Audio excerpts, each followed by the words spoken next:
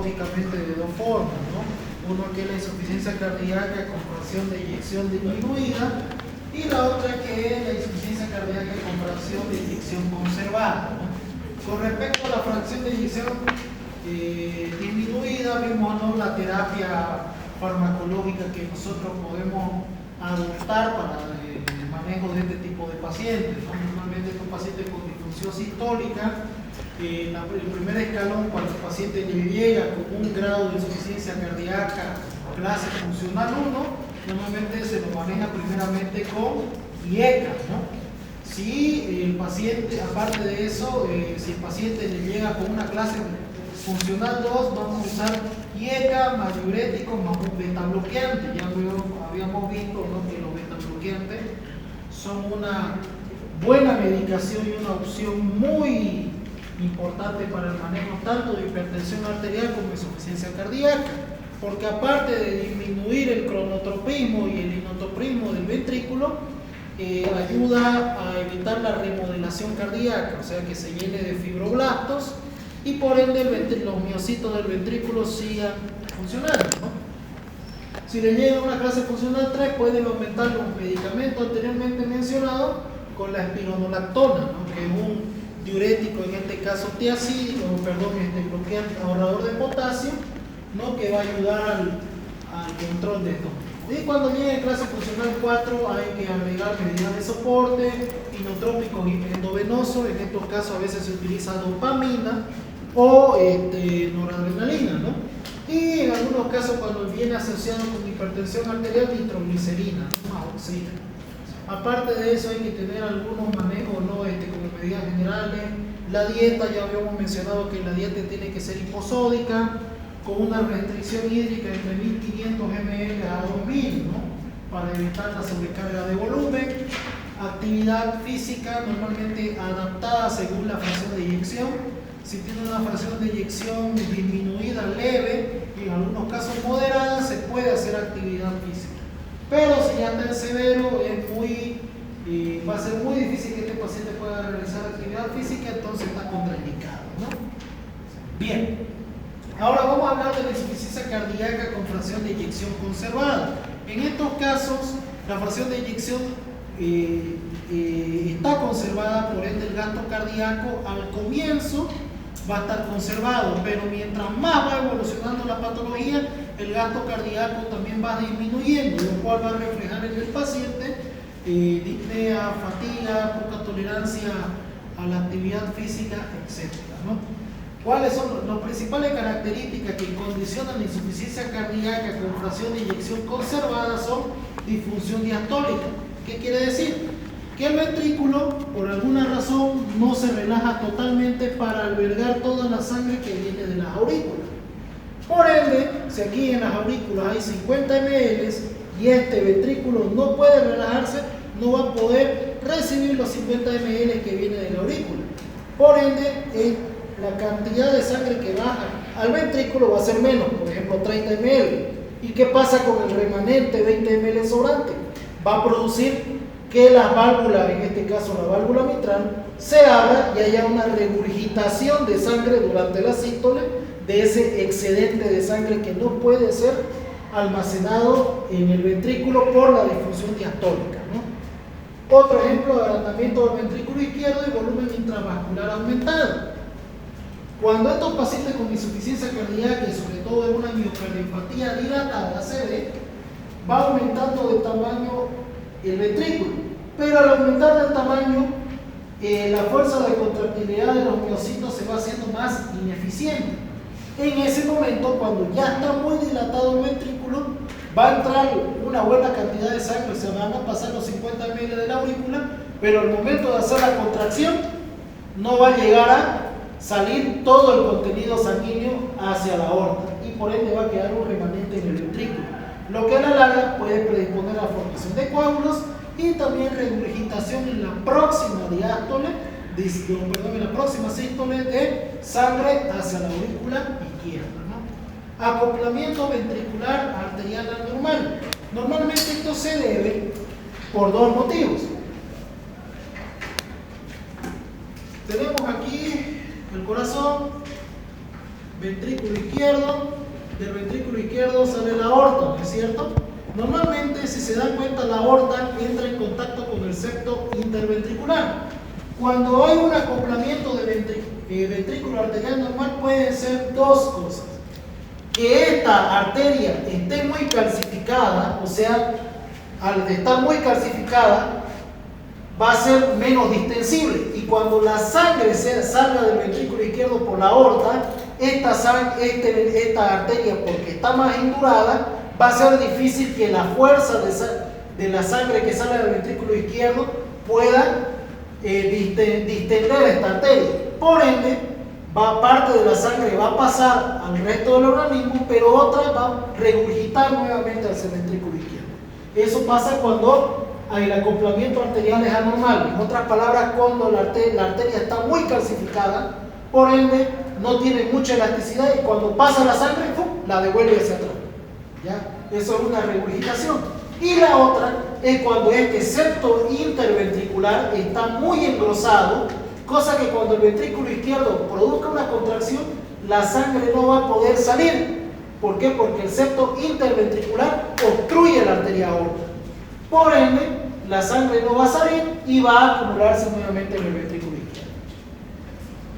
Insuficiencia del hemicardio derecho. Normalmente, si aquí en el lado derecho hay una insuficiencia, toda la sangre va a ir a la circulación pulmonar.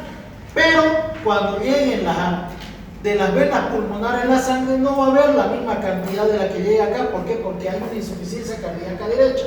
No hay la suficiente fuerza para enviar la sangre a las arterias pulmonares.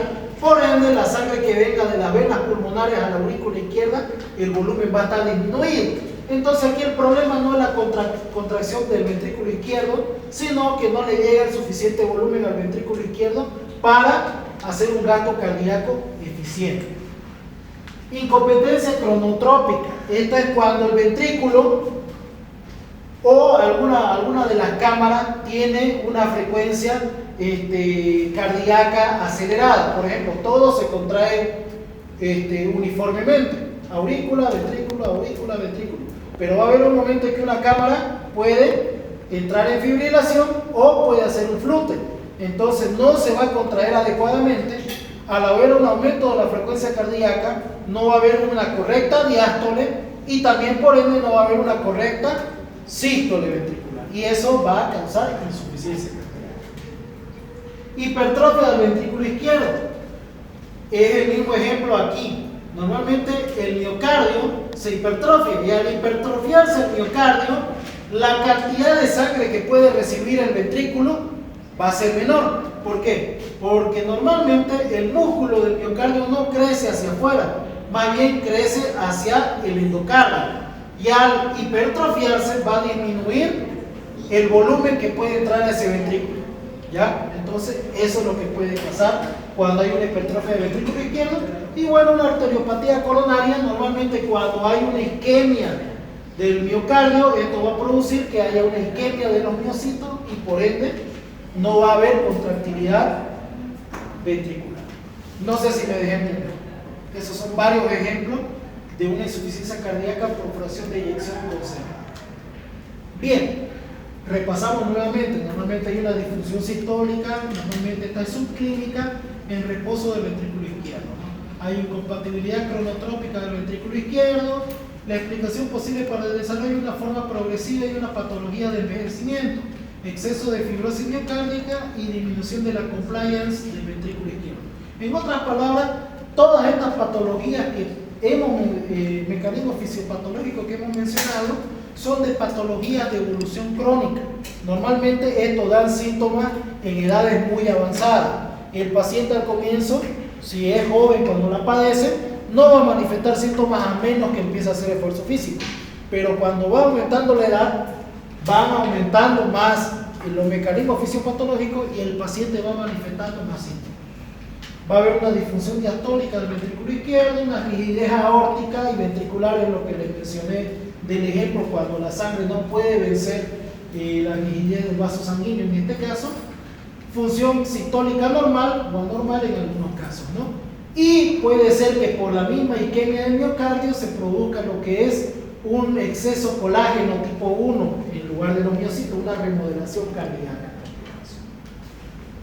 Sintomatología, manifiestan signos y síntomas similares a la insuficiencia cardíaca. Normalmente estos pacientes no manifiestan sintomatología hasta que entran en insuficiencia cardíaca, con fracción de eyección disminuida, o sea, se parecen, van a manifestar disnea, ortopnea, edema de miembros inferiores, ingurgitación yugular, etc., ¿no? En este tipo de pacientes la tolerancia al ejercicio es muy reducida, muy diferente a lo de la fracción de eyección disminuida. Principalmente se debe a un aumento de la presión de la aurícula izquierda o de la diástole del ventrículo izquierdo, ¿ya? Lo cual se transmiten a las venas pulmonares causando menor adaptabilidad pulmonar. Tratamiento.